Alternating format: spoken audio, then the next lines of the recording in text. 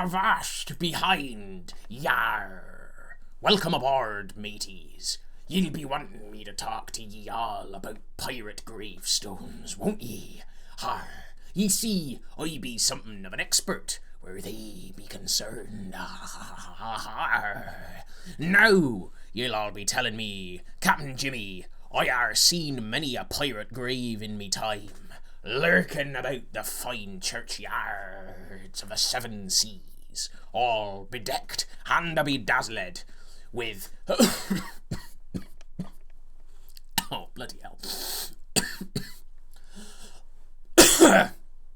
Right, that's quite enough of that.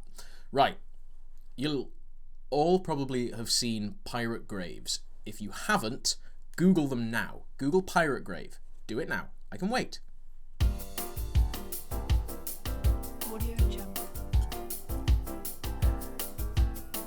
Right. You've seen lots of gravestones covered in these skulls and crossbones. Now, as we all know, the skull and crossbone is the symbol of the pirate. It's the Jolly Roger. Whenever a pirate ship is bearing down on a galleon laden with gold coming round the Spanish Main, they would run up the Jolly Roger and they would grab their pistols and cutlasses, bare their teeth, and prepare to make their fortune. Well, there is truth to that, at least. Now, the Jolly Roger was a pirate flag. It was flown by people like Edward Teach, Blackbeard, Henry Morgan, who the rum is named after, a Welshman, just like me. They all flew the Jolly Roger, and this is a thing that they actually did. They really did fly flags, usually black, sometimes red, with skeletons and skulls and crossed bones and crossed swords on them. There wasn't just one design of Jolly Roger. And we're talking here about the golden age of piracy. In case you hadn't guessed from what I'm wearing, I'm dressed as an 18th century sailor. The hearts on my hat are something of an affectation for the Carnevale in Venice this year, and I just haven't taken them off because I think they look rather dashing. Anyway, the Jolly Roger was a real flag, but there were variants on it. There were lots of different ones, and from the end of the 17th to the middle of the 18th century, there were well over half a dozen different flags. It was almost like heraldry for a pirate. The captain had his own design, or her own design, of Jolly Roger that identified that pirate. It was kind of a fearsome legend-building tool. So the reason that they flew them was so that they could minimise their damage to their crew and their ship when they went in for the kill. The whole point of a pirate ship is it had to be quick, and it had to be able to get in, carry out a raid, capture a ship or its booty, and get the hell out of Dodge ASAP.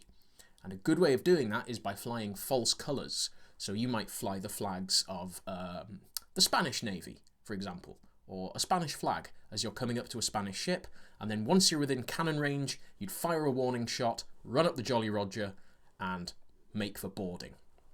Then you'd whip out the cutlasses and the boarding axes and the pikes and stuff like that. Now, one other thing to remember about these pirates is that they weren't folk heroes to many people. To many people, especially people who were working for the navies of various countries, these were murderers and they were vicious thieves. They were outlaws. They were literally outlaws. This is why you have things like in the Pirates of the Caribbean films, we have free ports and places where pirates could go and they could trade freely without being bothered by the actual law and order of any country. Places like Madagascar at one point was a free port. A place called Ile Sainte-Marie in Madagascar was used by pirates in the off-season. Around 1,000 of them would live there at a time. That's a good few ships' crews in the 18th century for many pirate ships. They weren't that big.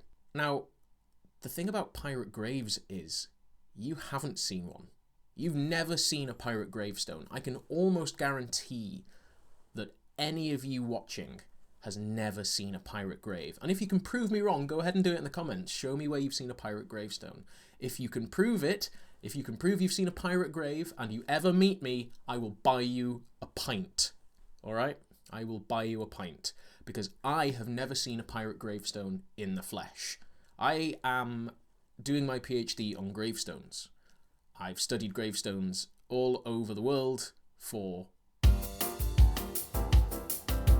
11 years, and I have never actually seen a pirate's gravestone. Why? Because usually pirates didn't advertise that they were pirates on their gravestones in the golden age of piracy.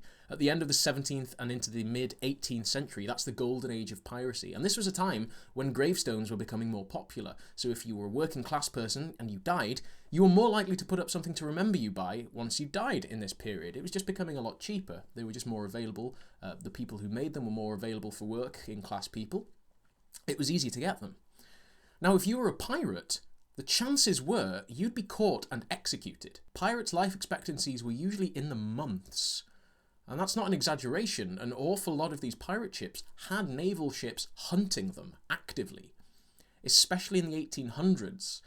Now, the Barbary pirates are a different thing. The Barbary pirates of North Africa were mostly Muslim pirates who came, in some cases, all the way up to mainland Britain and indeed North America, and engaged in pirate raids and that kind of stuff. But this video isn't really about Barbary pirates. This is more about your golden age of pirates, because that's where the misconception starts to come in. You see the Jolly Roger on a gravestone, you assume it's a pirate. That's understandable. But these aren't the Jolly Roger. The Jolly Roger is a very specific thing. It's like calling something a Jack or a Blue Peter. They are naval and maritime vexillological terms. They're flags. That's a type of flag that you fly in a ship. Now, there are lots of flag channels on YouTube, so I'm not going to bother going into that in any detail. Go and find a good flag channel and educate yourself through them. Give them some views and some revenue. But these aren't Jolly Rogers. These are memento mori, or death's heads. Now, a death's head is fairly self-explanatory. It's a skull. That's a head of somebody who is dead. There you go. In German, it's called a Totenkopf, and you see it a lot in military badges as well. Hussar regiments have them. One of them, I think it's the 17th Lancers, actually says death or glory, and instead of the word death, it's just a death's head. Nice and simple. Now, why are they on gravestones? Well, because you've died. This is a symbol of death. Memento mori is Latin for remember. You will die. Now, these weren't just restricted to gravestones. There were jewels, there were little snuff boxes, there were all kinds of things with skulls on them. They were a very popular part of paintings as well, especially in the 17th and 18th centuries, which just happens to be the golden age of piracy. What better symbol for a pirate to use to show how fearsome they are than the symbols of death? Now, you'll see all sorts of strange coincidences between pirate flags and these gravestone designs. For instance, this is a Jolly Roger. This is a gravestone. They both have a skull and the sands of time.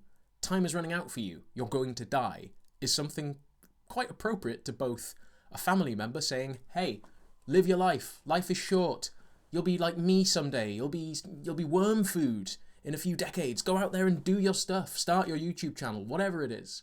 And it's quite appropriate for a pirate saying, in 30 seconds' time, I am going to fill your ship with cannonballs and stab all of your mates. Give us all of your money. It's weird how these sorts of symbols can be used in so many ways. Isn't art wonderful? Now, the memento mori supposedly comes all the way back from Roman times, but it's also closely related to the medieval danse macabre, the dance of death, which basically is an allegorical picture showing death taking all sorts of people from all walks of life into the afterlife. Everybody's going to die at some point. It says, make sure you live your life to the fullest and do well, do good things, live well and purely in a good Christian manner. It's basically the same thing on a gravestone. They're saying, live your life, do good things, because soon enough you'll be dead. So when you see graveyards like Greyfriars in Edinburgh, and you see amazing gravestones like this, that's clearly not a pirate's gravestone. That is a well thought of, wealthy member of society buried in a Christian kirkyard, not that close to the sea. It's not a pirate grave. Now, there is one pirate grave in Madagascar that has a Jolly Roger on it, and it's this one, and it's later than the Golden Age. It's from 1800, and it's difficult to know if this is actually this pirate's captain's Jolly Roger or if it's just a memento mori. Bear in mind, pirate captains were the ones who had the Jolly Rogers, not their crew. The ship's company sailed under the Jolly Roger of their captain. It's like I said, a lot like a personal coat of arms for these pirates. So there you have it. Pirate graves. They don't really exist in the way you think. Most pirates' graves were either paupers' graves, unmarked graves, or some of their skeletons are probably still out there after being dissected by medical schools, but we'll talk about that in a different video. But for now, guys, keep your timbers shivered, splice your main braces, and set sail for knowledge. I'm still working on a sign-off phrase. I'm really sorry. That was dreadful. Bye! Har. Yo ho ho. Bottles of rum. Bottles of bum.